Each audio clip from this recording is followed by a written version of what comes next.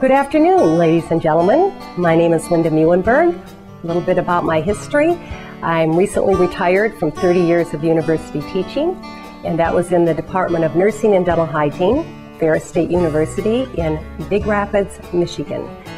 I have also owned my own business for several years, been professionally speaking for 25, and offer courses in improving personal performance. My degrees allow me to be very diverse and speak to many diverse audiences, and with the intent of improving their performance.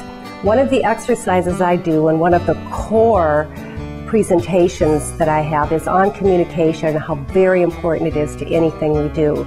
So I would like to present to you today an exercise that helps the audience get their own insight as to the importance and complication of communication that they can go out and directly apply in their personal life as well as their professional life. My style is interactive and fun. I ask you to take a piece of paper. I'd like to do a little exercise because I think our communication is critical in affecting our attitude in the workplace. So if you will be so kind to follow these directions, I would like you to do something with this paper.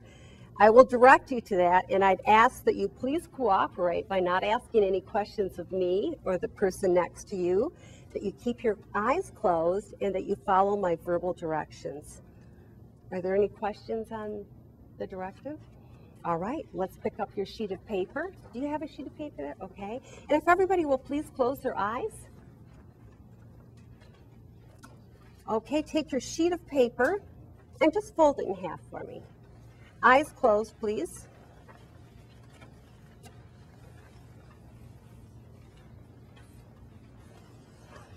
Okay, go up to the upper right-hand corner and cut that corner off. Just tear it right off.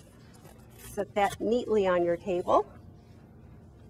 And then if you'll fold your paper in half one more time. Oh, I can see the perfectionists. They're making sure it's even. The crease is nice and neat. Now we'll go up to the upper left-hand corner and we'll tear that corner off. Keeping our eyes closed, we'll fold it in half yet again. This time, now the paper's thicker this time. Don't use your teeth. I'm a hygienist. I'm watching. I would like you to do a tear right in the top middle. Take off a little piece up there in the top middle. Okay, now I gave you simple directives, folding, tearing. You've listened very attentively. You've not asked questions of me or of your neighbor. I'm going to open my sheet of paper and I'm going to ask you to open your eyes. If you listened attentively and I gave clear directions, your paper's all going to look like this. So could you open your papers, hold them up, and I'd like everybody to look around the room. Hold them up so everybody can see each other's paper. I want you to see the different patterns. Now, isn't that amazing? Does anybody have a match like mine? And I can do this in audiences of 100 or 500. It's amazing, the different patterns. What do you think happened with such simple directives? And I'm a teacher. You've got 4 top lefts to choose from. I've got 4 top lefts. I wasn't clear in my directives. I didn't say, see, you all blame it on me. You know, okay, I'll take the rap here.